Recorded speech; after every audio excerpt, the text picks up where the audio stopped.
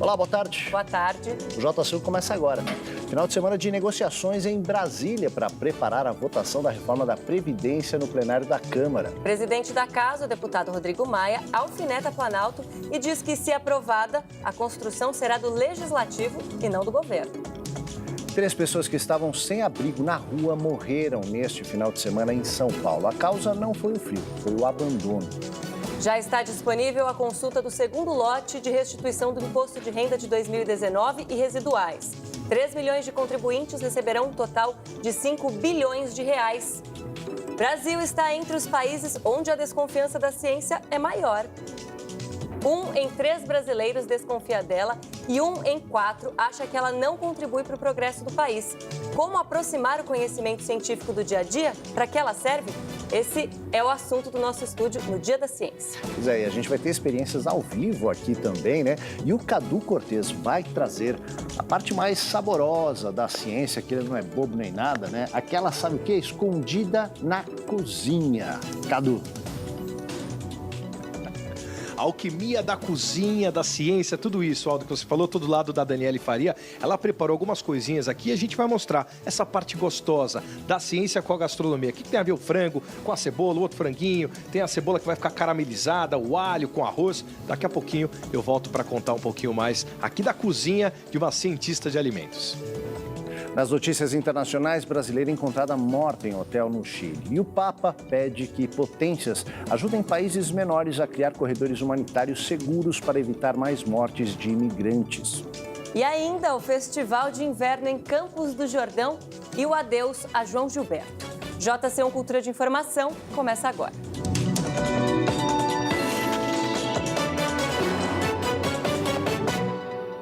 A gente começa essa edição com essa frente fria, né, que chegou aí em boa parte do país, trazendo preocupação e um apelo mesmo à solidariedade, viu? 3 pessoas morreram em São Paulo no final de semana por causa do frio e do abandono, né? Todos moradores de rua. As temperaturas devem começar a subir, mas as madrugadas seguem frias. E a capital tem hoje uma população de rua de mais de 15 mil pessoas, gente que precisa contar com o serviço de acolhimento da prefeitura e com a solidariedade de cada um de nós. O agasalho só chegou pela manhã. Durante a madrugada, o Clériston teve a dura companhia do frio de 8 graus. A noite é longa, né? Porque você dorme na calçada, já com frio e não come nada, aí que é pior, né? 3 moradores de rua morreram de frio neste final de semana. Na madrugada deste domingo, foi registrada a menor temperatura dos últimos 3 anos na capital, 6,5 graus. O Hernani não conseguiu dormir. O vento durante a madrugada encharcou o cobertor e caminhar para se aquecer foi a solução. Essa noite deu para dormir até umas 2 horas, 3 horas. Depois teve que levantar e sair andando, porque você não encontra vaga em lugar nenhum, né? E as vagas que você encontra em emergencial, tem alguns bons, mas a maioria só serve como depósito de gente, né? O pessoal joga lá e se vira. O último censo feito em São Paulo estima que 15 mil pessoas moram nas ruas da capital. Segundo a prefeitura, 18.411 vagas em albergues, além de vagas emergenciais, que são abertas em épocas de baixas temperaturas. Muita gente está ficando na rua sem ter lugar de acolhida. E porque os lugares de acolhidas são todos o mesmo. Então não há diferenciação. A população de rua é muito heterogênea. O que a gente vê é isso, que quem morre na rua é o que está mais vulnerado, o que está sozinho, o que acaba não sendo visto. O que não acaba sendo visto nem pelos grupos que andam pela rua levando alimento. Então a pessoa está muito tempo sem comer, ingeriu álcool, não tem roupa, não tem proteção e acaba perecendo. A máxima hoje é de 18 graus. Apesar da temperatura estar subindo, a noite ainda será fria e para quem está na rua, longa. A mínima prevista é de 7 graus. Por isso, a solidariedade é a principal aliada para aquecer quem não tem abrigo. A Arquidiocese de São Paulo distribuiu pela manhã roupas e agasalhos para ajudar os moradores de rua a enfrentar mais uma noite. Eu acho que todos podemos estar atentos, olharmos, ver. Se você vê uma pessoa na rua, não custa você levar uma bebida quente para essa pessoa. Não custa você ter um agasalho, uma meia. A pessoa, no momento de muito frio, precisa esquentar as extremidades, os pés, as mãos, a cabeça. Precisa ingerir uma bebida quente. Isso todo mundo pode fazer.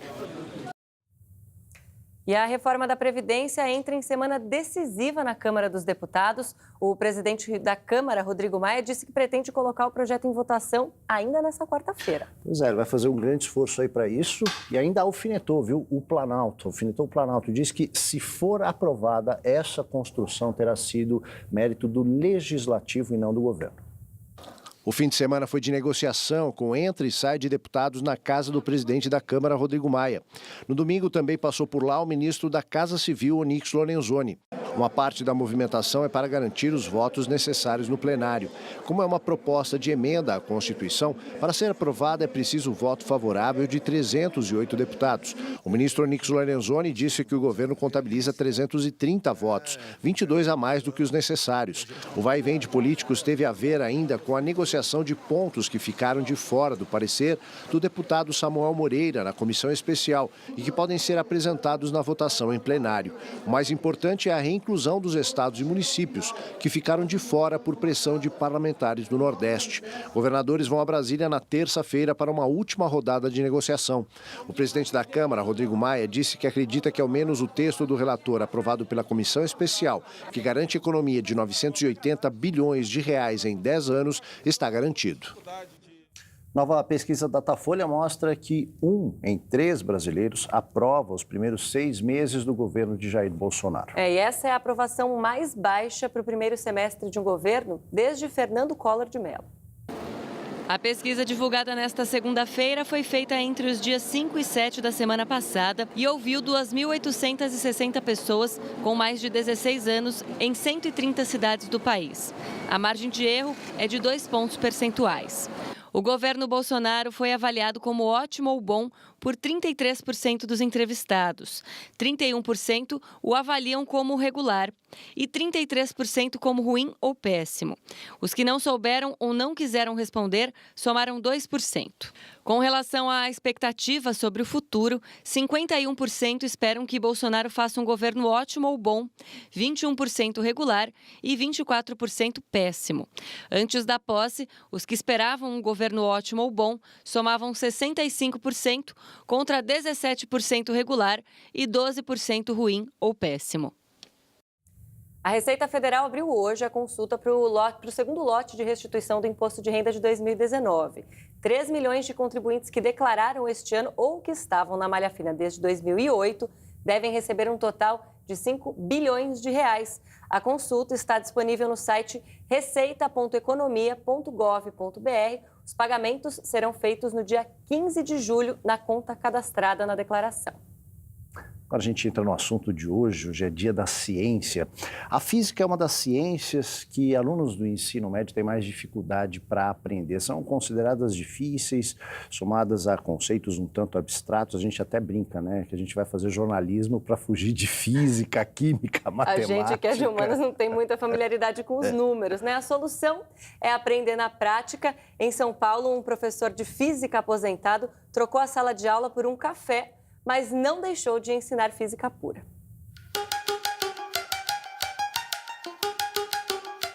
Há 3 meses, esse sobrado no bairro de Perdizes, em São Paulo, abriga o sonho de um eterno professor de física. Aposentado das salas de aula, Álvaro Vanucci serve doses de café com ciência para o público leigo. Por exemplo, essa é uma fórmula de cálculo de força que muita gente se esforça para decorar e entender por causa das provas do Enem e do vestibular. E aqui está a demonstração prática da mesma equação. Dá para sentir, olha, que quanto mais roldanas, menos força a gente faz para levantar o mesmo peso. Física pura, ao alcance das mãos. E esse é só o começo da experiência. Levitação magnética, né, que você tem um ímã aqui dentro do globo e aqui na base tem vários eletroímãs. Então você passa energia elétrica e você cria, através desses eletrons ímãs, campo magnético. Na levitação magnética, por exemplo, vocês têm os trem-balas lá da Europa, né?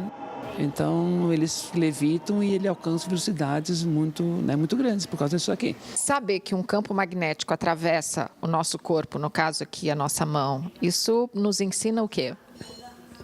que um campo magnético ele consegue atravessar os materiais, né? Essa que é a ideia. Você tem, por exemplo, na medicina, ressonância magnética, né? Você cria campos magnéticos muito intensos, de uma certa maneira, que acaba gerando depois imagens. Isso aqui é conhecido como uma bola de plasma, né? Na verdade, você tem ali, né, lá no interior, uma diferença potencial da ordem de 2.000 volts, acredito.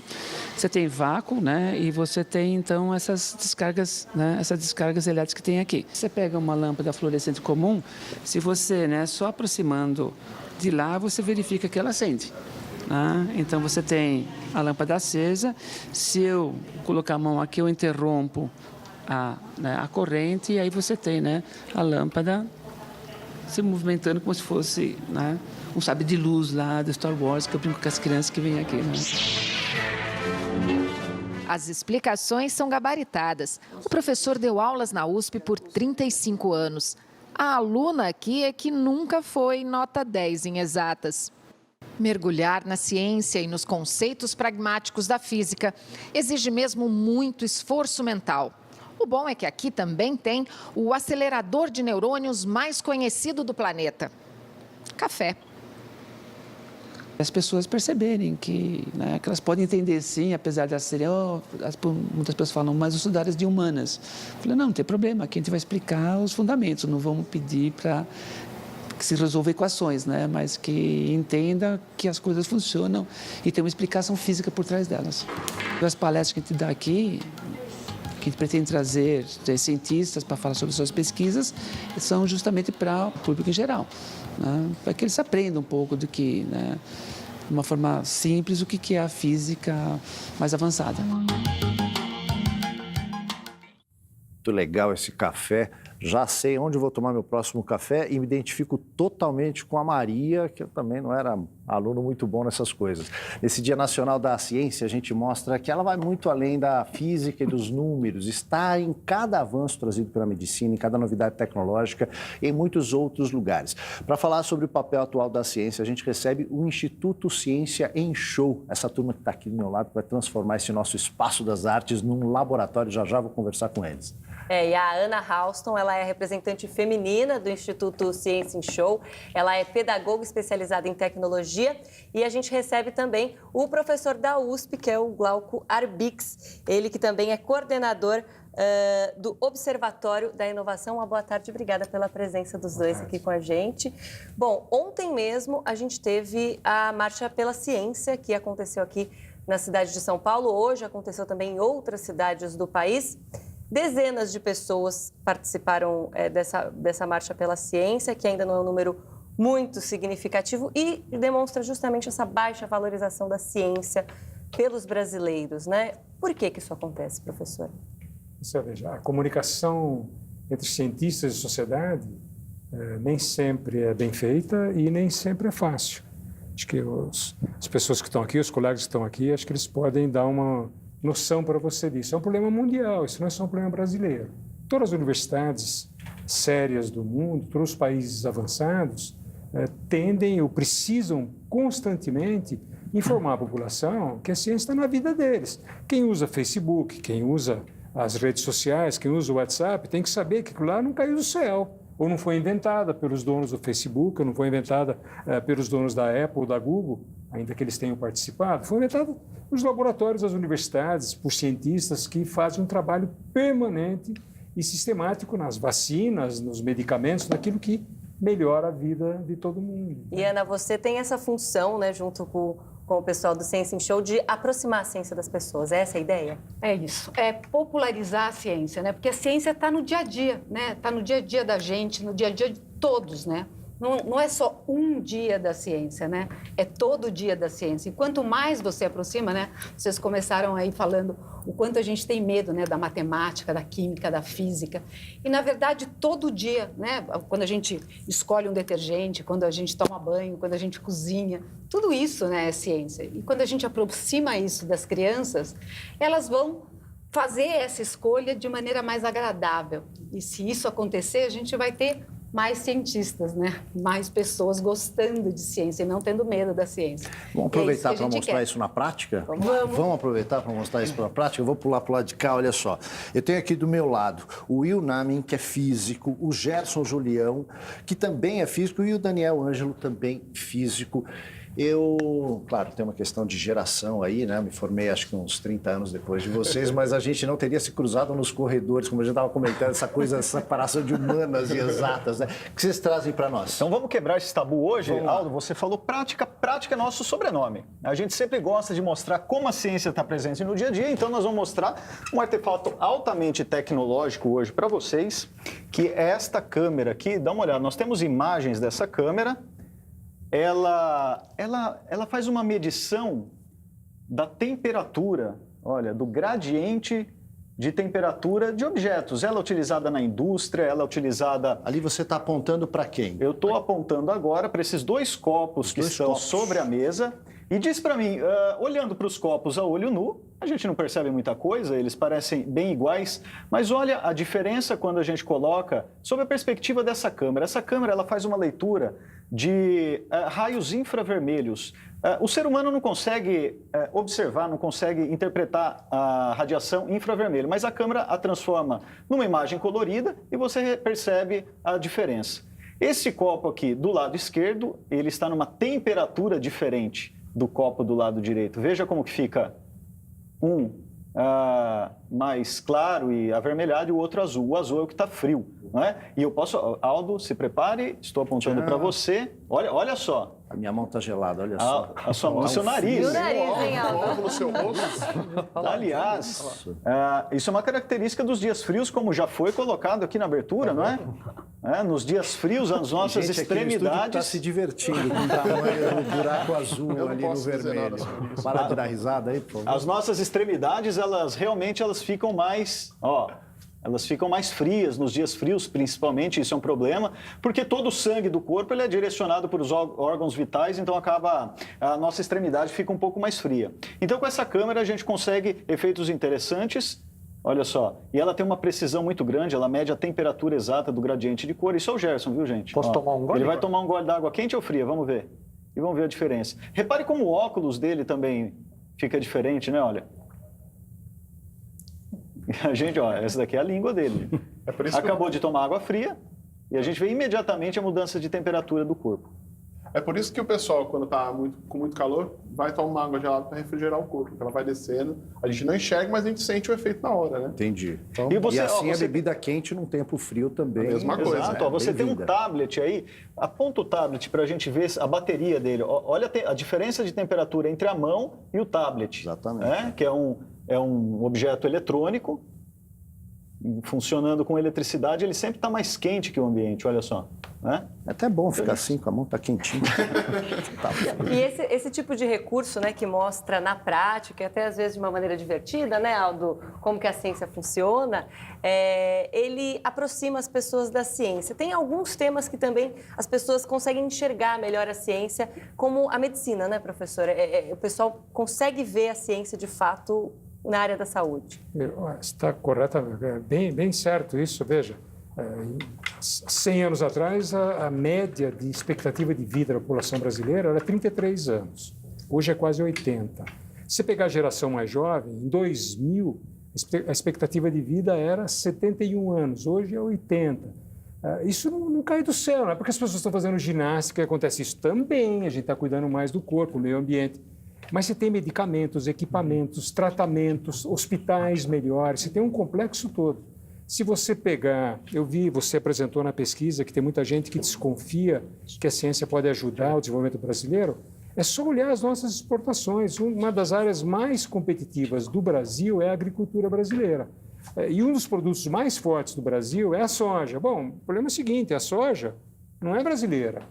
Ela cai aqui num clima e num ambiente hostil a ela, e ela só existe porque houve muito trabalho científico, houve trabalho da Embrapa, das universidades, da Luiz de Queiroz, que é a USP de Piracicaba, exatamente preparando o solo, o ambiente, a irrigação e a semente com biotecnologia avançada para que a soja se desenvolvesse no Brasil e no Cerrado, que durante décadas foi tido como uma região que não dava muita coisa, a não ser árvore torta. certo? Então, a quantidade de estímulo que teve aí, né? O orgulho que a gente tem da Embrapa. É muita coisa, entende? É que a gente não percebe o dia a dia na saúde, isso envolve também investimento público, né? Exatamente. Que é fundamental para isso, né? Para que isso acompanhe. Agora, a gente ainda tem um desafio como país. Eu vou trazer aqui no telão alguns dados. O pessoal da produção está preparando aí, mas que dão conta. É uma pesquisa, assim, de opinião pública que foi publicada na revista Science em junho deste mês. Uma pesquisa internacional feita pelo Instituto Gallup e publicada nessa revista Science, como eu dizia, em junho, que ouviu 140 mil pessoas em 144 países. Essa pesquisa traz alguns números bem interessantes sobre a confiança do mundo inteiro, né? Pessoas do mundo inteiro, mas a gente fez esse recorte aí para saber a confiança do brasileiro na ciência. A gente, não sei se já está pronto aí esse número aqui para a gente mostrar, mas enfim, a gente tem aqui, para mostrar, olha só, entre os brasileiros, 13% apenas apontam muita confiança na ciência. Agora, como o professor dizia no começo do programa, da entrevista aqui, isso não é uma realidade apenas brasileira, isso está só apenas um pouco abaixo da média internacional, que é de 18%. 35% dos brasileiros desconfiam da ciência. 23% acham que ela não contribui de forma nenhuma para o progresso do país, para o desenvolvimento do país. E olha só, 47% acreditam que os conceitos científicos discordam da própria religião. E entre esses, 47%, 75% dizem que quando há esse confronto entre ciência e religião, optam pelos ensinamentos trazidos pela religião. Esse conjunto de informações deixa o Brasil no ranking de 144 países na posição de 111, quer dizer, lá embaixo, é quando a gente fala na confiança da população em relação à ciência. Isso muito mais do que talvez uma deficiência da pesquisa científica, fale um pouco da nossa deficiência, nosso gap na educação. As pessoas nós precisamos investir muito mais em educação, as pessoas têm que ter acesso à informação de qualidade, para realmente entender o que de fato acontece, não serem levados pelas redes sociais, por esses motores aí. E ajuda a entender também algumas opiniões, de que o Brasil é tão deficitário ainda em educação e saúde, não dá para priorizar a ciência, mas é justamente o contrário, priorizando a ciência que a gente vai conseguir levar os outros números. A gente tem visto, a gente teve uma iniciativa recente do Conselho Federal de Química e do Conselho Regional de Química, que fez uma instalação na Avenida Paulista, onde a gente fez 26 apresentações para escolas públicas, todos os dias, durante 15 dias, exatamente para aproximar a questão da ciência, da vida das crianças, e dos jovens das escolas técnicas. Então, quanto mais isso, tanto na formação dos professores, que é muito importante, trazer a prática, porque a gente estava conversando até com o professor antes, sobre a questão, a gente tem muita teoria, e pouca prática. A prática no dia a dia, desses professores e a prática dos alunos. Quanto mais você aproxima esse conhecimento, mais esses dados vão ser alterados. Vamos trazer mais um exemplo do dia a dia, como é que a gente vê a ciência no dia a dia. Vamos conversar com o Cadu Cortez, não sei se ele já está pronto aí agora para falar com a gente. Estamos chamando aqui o Cadu, que está numa cozinha hoje, não é bobo nem nada, Cadu, Sempre pega a melhor parte aqui, da experiência. Cadu Cortez, qual é a ciência escondida na cozinha, Cadu Cortez? Olha, Aldo Quiroga, Adriana Simino, eu não sou bobo nem nada. Vim pra cá, estou na cozinha da Daniele Faria, ela é cientista de alimentos. Tudo certo, Dani? Tudo bem. Vamos mostrar então para as pessoas e desmistificar um pouquinho essa alquimia toda que existe de ciência com alimento, com gastronomia? Isso, vamos lá. Vamos lá então. Então, vou dar um exemplo aqui hoje para vocês do uso do sal. O sal, além dele ser um conservante, a gente pode usar o sal também para desidratar, um pouco os alimentos. Então, como conservante, ele é muito importante. Você elimina aí a questão do desenvolvimento de micro-organismos. Mas, se você for fritar um bife, um filé de frango, por exemplo, se você acrescentar o sal antes, você vai estar o quê? Favorecendo a eliminação dessa água e aí você vai ter um filé de frango mais seco e não tão suculento. Então vamos ver? Vamos ver aqui, ela vai colocar e é rapidinho, viu, Alda? Eu estava me explicando, depois a gente vai ver a cebola, como caramelizar e também essa questão do arroz aqui no sal. Coloca 2, que a gente tá com fome, já tá na hora do almoço aqui, né, Dani? Tô brincando.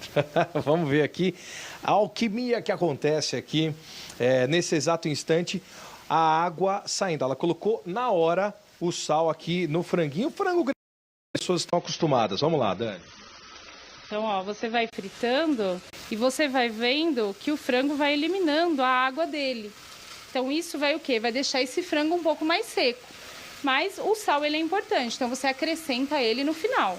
Só no final, não colocar o sal antes, não. Isso. E agora a gente vai ver a caramelização, é outra química, né, dentro da cozinha, a caramelização da cebola. Existe uma reação chamada reação de Maillard, onde você tem a reação de um carboidrato com uma proteína, geralmente o aminoácido.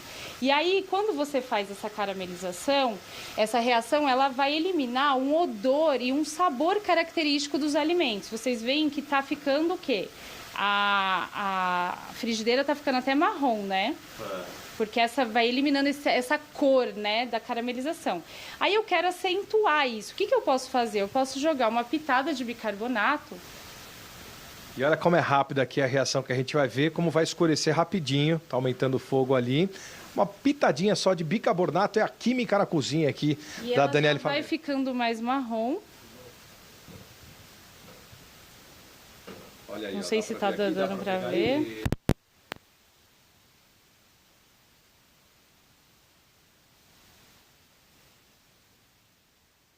Tem um áudio de lá, mas olha, a gente já está com água na boca e dá para ver. É a química lá na cozinha e a física aqui. E agora, o que a gente tem aqui preparado? Bom, nós temos aqui, preparamos algo que todo mundo tem em casa, mas que pra gente causa grande comoção, não é, Gerson? Sim, sim. Bom, nós preparamos um pequeno tubo de ensaio diretamente dos nossos laboratórios, né? Na televisão tudo tem que ser grande pra gente poder mostrar com categoria. O Gerson preparou um reagente químico que a gente vai produzir uma reação química. Tem muita reação química na nossa vida? Por exemplo, no banheiro de casa tem? Na cozinha a gente já viu que tem. Dentro do nosso corpo tem? Fora do corpo? E aí, Gerson? O que a gente vai tentar fazer aqui, coloquei um pouquinho de detergente líquido lá dentro, com um pouquinho de corante, e aí ao seu sinal a gente vai fazer um negócio grandioso aqui. E ainda vamos mostrar com a imagem aqui dessa câmera. Por favor, manda lá. Vai? Posso? A gente tem que sair correndo ou não? Só depois. Só depois, meu Deus do céu. A gente já pediu para ficar tudo distreto. Deixa um plano aberto aí, hein? Então vamos lá, hein? A câmera 5, talvez. Meu Deus do céu. Pode? Grande angular. Capricha. 1, 2, 3 e... Vai. Oh. Eita, nós. Tá crescendo? Isso vai parar Vai tomar conta do estúdio aqui agora. Isso é legal porque a gente pode fazer em casa, incentivar a garotada, faz o tapete Dá da mãe. pra fazer isso em casa? Dá, tem o que as é coisas. isso no A gente filme? tem detergente. Pode pôr a mão? Não, aqui não, porque... A gente tem detergente. Que cheiro é esse? Esse cheiro é vapor de água da reação, né? Uma reação que só é exotérmica, ela é quente, né? Aí o que acontece? E a câmera, olha lá, ela é quente, olha só. Olha que legal isso na câmera. Parece um marshmallow. Então, o que é que tem aí? Água oxigenada, a gente tem corante, a gente tem iodeto de potássio e quando mistura tudo, acontece uma catalisação disso daí. Isso aí reage de uma vez só e sai. Tá, mas em casa, água oxigenada. iodeto de potássio? Iodeto tem na farmácia, tá? Mas a gente não recomenda fazer em casa, mas quem... imagina só o seu tapete desse jeito, né?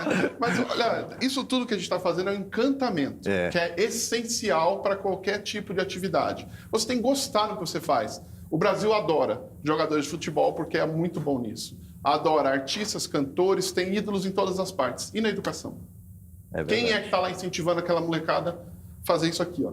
Uma brincadeira saudável. Fazendo muito bem esse papel. Muito obrigado. A gente obrigado, tem um esforço para fazer isso daqui. Muito obrigado. Valeu.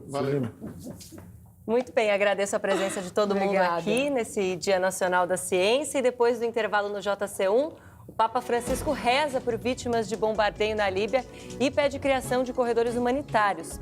E o adeus a um dos maiores artistas do mundo, João Gilberto, e a repercussão da morte do gênio da bossa nova.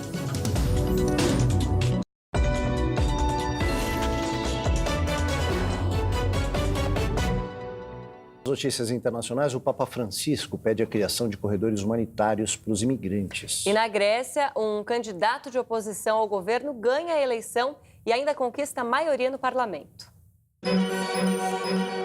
O líder da oposição grega, Kyriakos Mitsotakis, é o novo primeiro-ministro grego depois de vencer as eleições legislativas antecipadas com uma margem que lhe permitirá governar sem precisar fazer coligações, já que terá 158 deputados num parlamento de 300.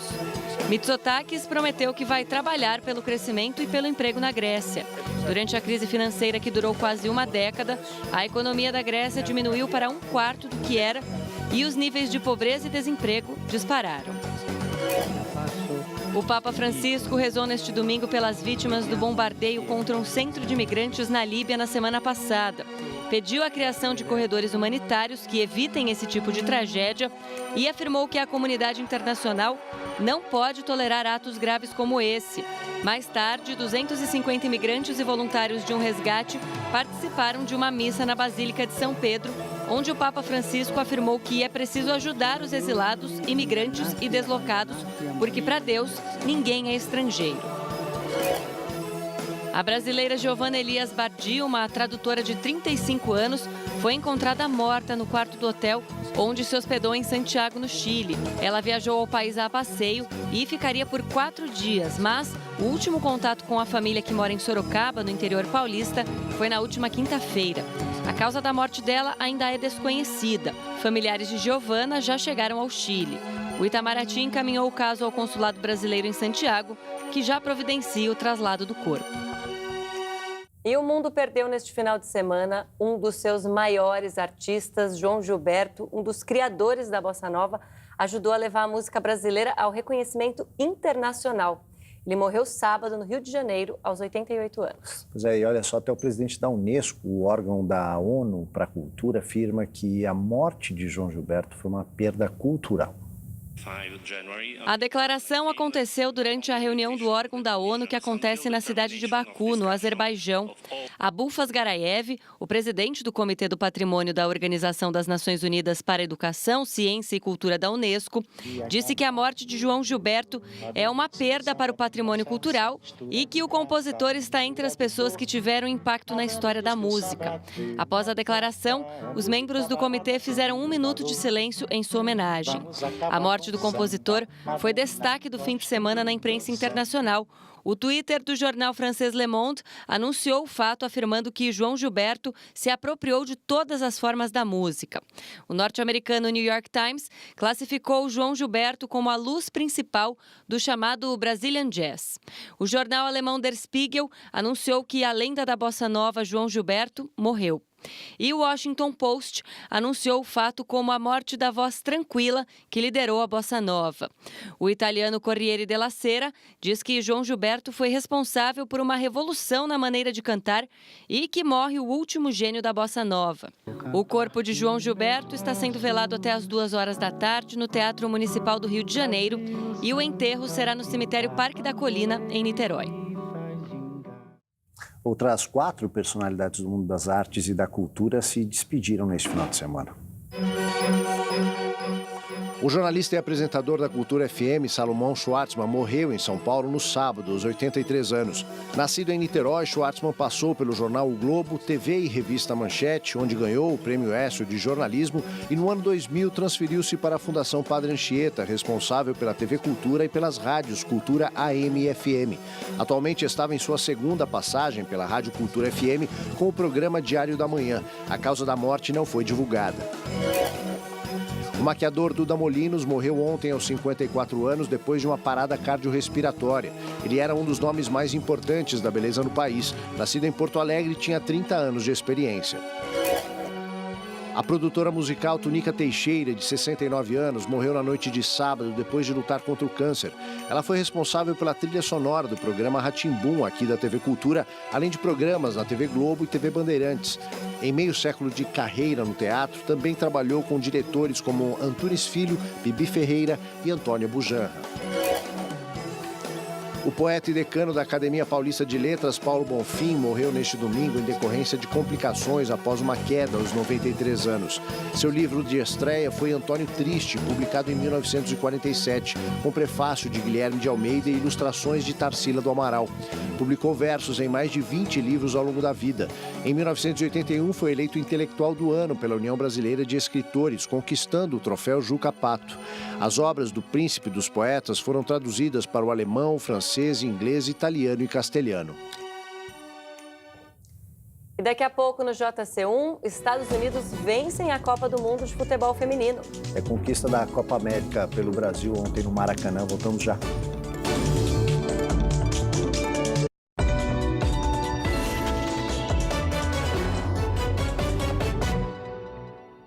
Ontem foi dia de finais no futebol feminino e masculino. No estádio do Maracanã, no Rio de Janeiro, o Brasil foi campeão da Copa América contra o Peru. Pois é, e elas, na França, a seleção dos Estados Unidos bateu a Holanda e conquistou o tetracampeonato inédito na Copa do Mundo. Como a gente viu na edição de hoje, o Brasil não vive só de grandes nomes e grandes exemplos no esporte. Tivemos aqui cientistas e vamos trazer um pouquinho de um grande gênio da música, João Gilberto. A gente separou aqui, ele vai tocar Brasil Pandeiro, de Assis Valente. Escuta só. Chegou a hora dessa gente bronzeada mostrar seu valor. Eu vou à penha, vou pedir a padroeira para me ajudar. Salve o morro do Vintém, penduraçá, eu quero ver o tio Sam tocar pandeiro para o mundo sambar. O tio Sam está querendo conhecer a nossa batucada. Nada dizendo que o molho da baiana melhorou seu prato. Vai entrar no cuscuz, acarajé e abará. Na Casa Branca já dançou a batucada com ioiô iaiá. Brasil, esquentai vossos pandeiros, iluminai os terreiros, que nós queremos sambar. Há quem sambe diferente noutras terras, outra gente um barulho de matar, oi. Batucada, reunir vossos valores, pastorinhas e cantores, expressão que não tem pau, meu Brasil, Brasil, esquentai vossos pandeiros, iluminai os terreiros, que nós queremos sambar.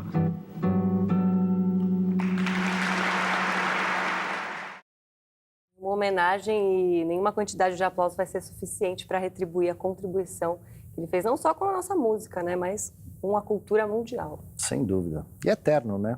Foi-se embora daqui, mas a obra dele permanece. A gente fica por aqui nessa segunda-feira. Uma ótima tarde para você. Até amanhã.